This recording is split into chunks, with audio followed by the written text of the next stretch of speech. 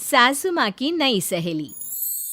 प्रिया kitchen में चाय बना रही होती है और सुमन ड्राइंग रूम में बैठकर मजे से टीवी देख रही होती है। तभी दरवाजे की घंटी बजती है। प्रिया, जरा देखना तो कौन आया है। देखती हूँ मम्मी जी। प्रिया दरवाजा खोलती है तो सामने पड़ोस वाली विमला आंटी खड़ी होती है। नमस्ते आंटी जी, कैसी हैं आप? मैं तो बिल्कुल ठीक हूँ बेटा, पर तेरी सास को क्या हुआ है? आजकल कहीं दिखती ही नहीं है। जब देखो तब टीवी के आगे जमी रहती है। अंदर तो आइए आंटी। अरे ओ दीपक की अम्मा, कहाँ हो? अरे बिमला, आओ आओ, क्या बात है, बड़े दिन बाद याद आई तुम्हें मेरी। मैं तो हमेशा ही तुम्हें याद करती हूँ, पर तुम ही गायब रहती हो और आजकल तो बाहर भी नहीं आती जाती। तबीयत तो ठीक है ना तुम्हारी? अरे तबीयत को क्या होना है, इस उम्र में तो कुछ ना कुछ लगा ही रहता है। मेरी छोड़ो, तुम ये बताओ कि क्या चल रहा है गली मोहल्ले में। तुम गली मोहल्ले की छोड़ो, चल तो तुम्हारे पड़ोस में रहा है। तुम्हारी नई सहेली आई है। मेरी कौन सी नई सहेली? मैं तो यहाँ बस तुमसे बातचीत कर लेती हूँ या फिर बाजू वाली शर्मा की बहू से दो चार बातें कर लेती हूँ।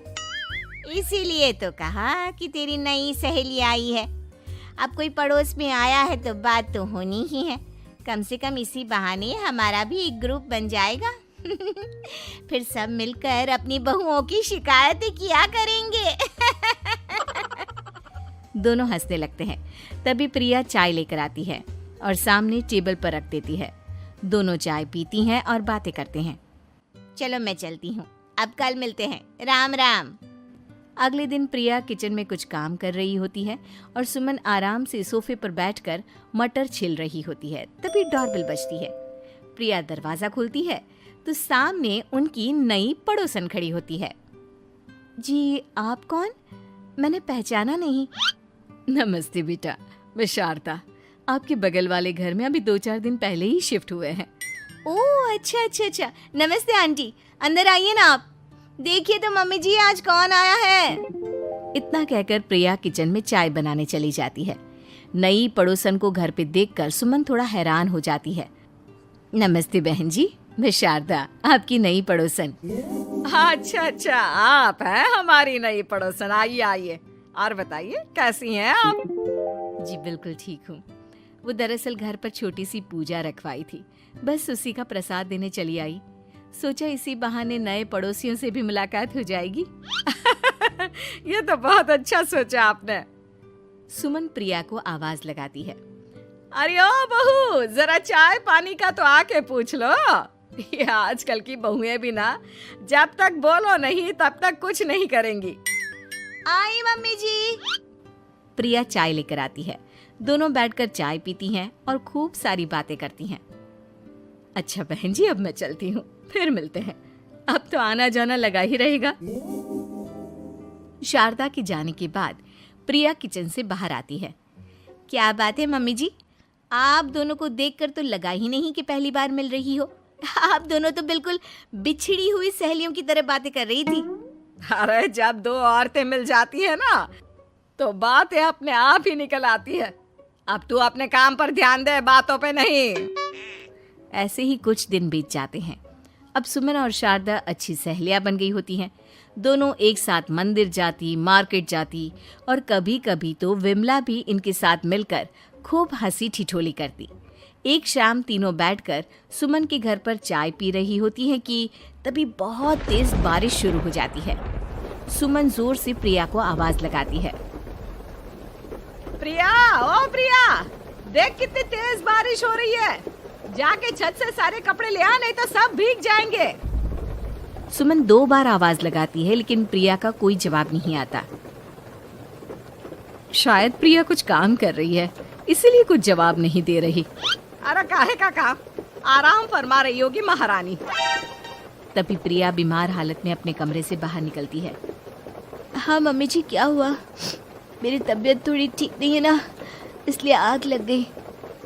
अरे सारे कपड़े भीग गए और तुझे सोने से फुर्सत नहीं है। सबके सामने सुमन के मुंह से ऐसी बातें सुनकर प्रिया उदास हो जाती है और छत से कपड़े उतारने चली जाती है।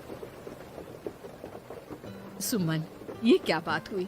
प्रिया ने बताया ना कि उसकी तबीयत ठीक नहीं, इसलिए उसकी आंख लग गई। तुम भी ना खामखा उसे सबके सामने सुना दिया। अरे आप नहीं जानती शारदा जी, कुछ बहुएं ना बहुत आलसी होती है, घर का एक काम नहीं करना चाहती। ऐसा नहीं है सुमन, तुम्हारी बहू तो बहुत प्यारी है, तुम्हारी सारी बात भी तो मानती है। हाँ सुमन, तुम प्रिया के बारे में ऐसा क्यों सोचती हो? मेरी भी दो बहुएं हैं, लेकिन मैं उन्हें अपनी बेटियों की तरह रखती हूँ। आखिर वो भी तो किसी की बेटियां ही है ना। और अगर तुम ऐसा ही व्यवहार करोगी तो एक दिन प्रिया भी तुम्हारे साथ ऐसा ही बर्ताव करेगी। शारदा और विमला की बातें सुनकर सुमन की तो बोलती बंद हो जाती है। वहीं प्रिया भी बाहर से सारी बातें सुन रही होती है। अरे मैं कोई उसकी दुश्मन थोड़ी ना हूँ, मैं भी उसकी माँ हूँ, लेकिन कभी कभी सास बनना पड़ता है, नहीं तो बहुएं हाथ से निकल जाती है। देखो सुमन, ये सब सोच का फर्क है। अगर तुम ये सोचोगी तो कभी प्रिया को अपनी बेटी नहीं बना पाओगी। इतना कहकर शारदा और विमला वहां से चली जाती हैं और सुमन अकेले बैठकर उनकी बातें सोचने लगती है। अगले दिन प्रिया और दीपक अपने कमरे में बैठकर बात कर रहे होते हैं और सुमन उनके कमरे के बाहर कुछ काम कर रही होती है और उन दोनों की बातें सुन लेती है। दीपक, तुम्हें पता है हमारे पड़ोस में जो शारदा आंटी है ना, बहुत अच्छी हैं। अच्छा, ऐसा क्या हो गया जो तुम्हें वो इतनी अच्छी लगने लग गई? कुछ खास नहीं, बस कल जब मम्मी जी मुझे सबके सामने सुना रही थी तो शारदा आंटी ने मेरा साथ दिया। मैं तो सच में हैरान ही रह गई थी जब उन्होंने मम्मी जी को मुझसे ऐसा बर्ताव करने के लिए मना किया। अच्छा, फिर क्या हुआ? होना क्या था, शारदा आंटी तो मम्मी जी को समझा ही रही थी कि बहू को भी बेटी की तरह ही रखना चाहिए, लेकिन मम्मी जी तो मम्मी जी है ना, उन्हें तो मुझ में हमेशा कमी ही दिखती है। काश मुझे भी शारदा आंटी जैसी सास मिली होती जो मुझे भी अपनी बेटी जैसी समझती। सुमन ये सब सुनकर बहुत उदास हो जाती है और वहां से चली जाती है।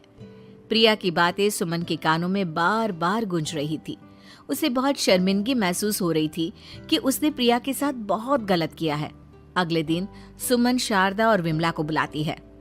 क्या बात है सुमन, आज तूने ऐसे अचानक क्यों बुलाया? सब ठीक तो है ना? हाँ, सब ठीक है, तुम दोनों बैठो तो सही। तब तक दीपक और उसके पापा भी आ जाते हैं। प्रिया, तुम भी आ जाओ। क्या हुआ मम्मी जी, आपने बुलाया? हाँ प्रिया बेटा, मैं आज सबके सामने तुमसे माफी मांगना चाहती हूँ। मैंने आज तक तुम्हारे साथ बहुत बुरा व्यवहार किया है, लेकिन तुमने कभी भी मेरे साथ बुरा बर्ताव नहीं किया। मुझे अपनी गलती का एहसास हो गया है, हो सके तो मुझे माफ कर देना। प्रिया अपनी सास की बातें सुनकर हैरान हो जाती है। उसकी आंखों में आंसू आ जाते हैं। प्लीज मम्मी जी, आप मुझसे माफी मत मांगिए, मैं भी आपकी बेटी ही हूँ। वैसे एक थैंक यू तो मेरी नई सहेली को भी बनता है, जिसकी वजह से मुझे मेरी गलती का एहसास हुआ। शारदा बहन, आपका बहुत बहुत शुक्रिया जो आपने मेरी आंखें खोल दी। अरे क्या सुमन, तुम भी ना। तो फिर इसी बात पर चाय और पकोड़े हो जाए? हाँ, क्यों नहीं।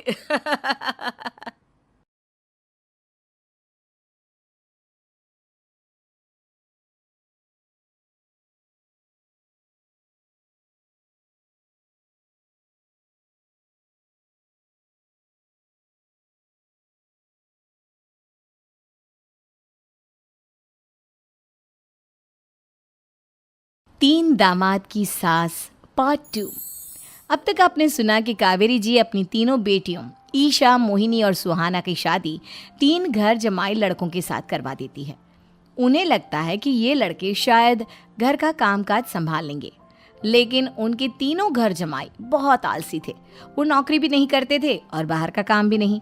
कावेरी जी ने अपनी बेटियों से कहा कि वो प्रेगनेंसी का बहाना बनाकर अपने पतियों को सबक सिखाए। अब सुनिए आगे। मम्मी, आपने जैसा कहा था हमने वैसा ही किया, लेकिन देखिए ना, विवेक का हाल तो वैसा का वैसा ही है। घर में ना सुबह का नाश्ता बनता है और ना खाना। नौकरी पर जाने की बात करूं तो खाने को दौड़ते हैं मुझे। हाँ मम्मी, मैंने भी सुमित को कितनी बार कहा कि अगर नौकरी नहीं करनी तो कोई छोटी सी दुकान ही खोल लो, घर का खर्चा कैसे चलेगा। देखो दोपहर के 12 बजने आए और जनाब अभी तक सो रहे हैं। हाँ मम्मी, ईशा और सुहाना ठीक कहती हैं, अविनाश का भी यही हाल है। जब मैंने अपनी प्रेगनेंसी के बारे में कहा तो मुझसे कहने लगा, अरे दूसरी लड़कियां तो 9-9 महीने तक नौकरी करती है, बस डिलीवरी के टाइम छुट्टी लेती है। मोहिनी तुम भी नौकरी करो। अब मुझे कहाँ नौकरी मिलेगी? मम्मी बताओ अब मैं क्या करूँ? हे भगवान, क्या सोचकर घर जमाई दामाद लाई थी मैं कि मेरी बेटियां मेरे पास रहेंगी और खुश रहेंगी, लेकिन इन आलसी दामादों ने तो हमारी जिंदगी को भी प्रॉब्लम में डाल दिया है। मैं तो कहती हूँ मम्मी, हम लोग वापस अपनी जॉब पर जाना शुरू कर देते हैं। बता देते हैं इन लोगों को कि हमने प्रेगनेंसी का बहाना किया है। नहीं नहीं बेटा, ऐसी गलती भी मत करना। अगर तुमने ऐसा किया तो इन तीनों की आदत और ख़राब हो जाएगी। अरे आज नहीं तो कल कभी तो तुम प्रेग्नेंट होगी, तब वापस यही प्रॉब्लम आएगी, तब क्या करोगी तुम तीनों? हाँ मम्मी, आपकी बात तो बिल्कुल सही है। इन लोगों को तो सुधारना ही पड़ेगा। लेकिन कैसे? अपने बच्चों के आने की खबर सुनकर भी इन लोगों पर कोई असर नहीं हो रहा। पैसे कमाने के लिए घर से बाहर निकलना ही नहीं चाहते ये तीनों। अब मेरे दिमाग में एक प्लान आया है। तुम तीनों चिंता मत करो, उन तीनों को बुलाओ, फिर मैं बात करती हूँ। थोड़ी देर बाद कावेरी जी अपने तीनों दामादों को सामने बुलाकर अपनी बात कहना शुरू करती हैं। अविनाश, सुमित और विवेक, देखो बेटा, मैं ना तुम तीनों से बड़ा प्यार करती हूँ, इसीलिए तो तुम्हें घर जमाई बना कर रखा है मैंने। अरे मम्मी जी, सीधे सीधे कहिए ना, क्या बात है? प्यार तो हम भी आपको बहुत करते हैं। अरे मम्मी जी, आपकी इज्जत भी बहुत करते हैं। अरे भाई, आपके जैसी सास और कमाने वाली बीवी सबको मिलती है क्या? हाँ मम्मी, विवेक और सुमित ठीक कह रहे हैं। आपकी बेटी से शादी करके मेरी तो ज़िंदगी ही अच्छी हो गई है। जानती हूँ मैं, और ये भी जानती हूँ कि तुम तीनों अपने अपनी बीवियों से बहुत प्यार करते हो। बेटा, बात ऐसी है कि हमारे कुल गुरु ने कहा है कि प्रेग्नेंट होने के बाद मेरी तीनों बेटियां शुरू के 4 महीने हमारे गांव में जाकर रहेगी, जहां मेरे चाचा जी रहते हैं। अरे लेकिन क्यों मम्मी, गांव में जाकर रहने की क्या ज़रूरत है इन तीनों को? वो क्या है ना बेटा, हमारे परिवार को एक श्राप है। अगर मेरी बेटियों ने यहाँ पर बच्चा पैदा करने की कोशिश की तो उनके बच्चों को कुछ भी हो सकता है। इसलिए अब से लेकर 4 महीने पूरे होने तक इन्हें गांव वाले घर में रहना पड़ेगा। हाँ तो इसमें प्रॉब्लम क्या है मम्मी जी? हम भी वहाँ जाकर रहेंगे, पिकनिक मनाएंगे। अरे भाई, बीवी जहाँ हम भी वहाँ। हाँ यार, आइडिया तो बहुत अच्छा है। शहर की ज़िंदगी में रह रहकर परेशान हो चुके हैं, अब कुछ दिन गांव में बिताएंगे। तुम लोग समझने की कोशिश क्यों नहीं करते? तुम में से कोई भी वहाँ नहीं जा सकता, और मैं यहाँ रहूँगी ना तुम तीनों के साथ। 4 महीने की तो बात है, उसके बाद ये तीनों ही लौट कर आ जाएंगी। ठीक है मम्मी जी, अब हमारे बच्चों का सवाल है तो ये तो करना ही पड़ेगा। कावेरी अपनी तीनों बेटियों को कुछ दिन के लिए घर से बाहर कहीं दूसरे शहर में रहने के लिए भेज देती है। कुछ दिनों के बाद, अरे मम्मी जी, बहुत दिन से पिज्ज़ा नहीं खाया, मंगवाइए ना। क्या बताऊं बेटा, पहले तो बेटियां खर्चा दे देती थी क्योंकि उनकी नौकरी थी, लेकिन अब तो मेरे पास पैसे ही नहीं बचे। थोड़े बहुत पैसे हैं जो बच्चों की डिलीवरी में काम आएंगे। लेकिन मम्मी जी, आपकी बेटियों को वापस आने में तो अभी बहुत वक्त बाकी है। वही सोच सोच कर परेशान हो रही हूँ। सोच रही हूँ कल से दूध भी बंद करवा देती हूँ। अब दूध वाले को देने के लिए पैसे भी तो नहीं है ना। अरे नहीं नहीं मम्मी जी, अगर दूध भी बंद करवा दोगी तो मुझे चाय कहाँ से मिलेगी? और चाय के बिना मैं तो मर ही जाऊंगा। क्या करूं बेटा, इसके अलावा हमारे पास कोई ऑप्शन नहीं है। मेरे पास पैसे ही नहीं बचे। इस तरह कावेरी जी धीरे धीरे अपने तीनों दामादों को पैसे देना बंद कर देती हैं और घर में खाने पीने की चीज़ें लाना भी बंद कर देती है। अब वो तीनों बुरी तरह से परेशान होने लगे थे और इसलिए एक दिन तीनों प्लान करके घर से बाहर निकलते हैं और बाजार में जाने के बाद, यार अच्छा खाना खाए हुए कितने दिन हो गए, पता नहीं कब अच्छा खाना मिलेगा। हमारी बीवियों के जाने के बाद तो हमारी हालत भिखारियों जैसी हो गई है यार। कुछ भी हो, मुझे तो आज पिज्ज़ा खाना ही खाना है। जेब में 1 रुपया नहीं है और पिज्ज़ा खाएगा, कहाँ से आएंगे पैसे? अरे देख, वहाँ सामने बोर्ड पर क्या लिखा हुआ है, कंप्यूटर पर काम करने के लिए एक आदमी की आवश्यकता है। भाई मैं तो जा रहा हूँ, काम करूँगा और शाम तक पैसे लाकर आराम से पिज्ज़ा खाऊंगा। जा जा, तुझे कोई काम नहीं देने वाला, हम तो घर जा रहे हैं। चल भाई सुमित। सुमित और अविनाश वहाँ से चले जाते हैं और विवेक उस कंप्यूटर शॉप पर सारा दिन काम करके 5,000 रुपये कमा कर घर लौट कर आता है और अपने खाने के लिए अच्छी अच्छी चीज़ें भी लेकर आता है। ये देखकर विवेक और सुमित के दिल में भी कुछ पैसे कमाने की इच्छा जागती है। अरे सुबह सुबह कहाँ चल दिए तुम? मम्मी जी, एक बहुत अच्छी जगह मिली है। कंप्यूटर पर काम करने के 5,000 मिले थे कल मुझे। अगर रोज काम करूंगा तो पूरे 40,000 की तनख्वाह। अरे वाह, ये तो बहुत अच्छी बात है दामाद जी, आपको जाना ही चाहिए। सुमित और अविनाश विवेक को इस तरह तरक्की करते देखकर परेशान हो जाते हैं और वो दोनों भी काम की तलाश में निकल पड़ते हैं। धीरे धीरे उन दोनों को भी काम मिल जाता है। अब कावेरी के तीनों दामाद छोटी मोटी नौकरी करके अच्छा पैसा कमाने लगे थे।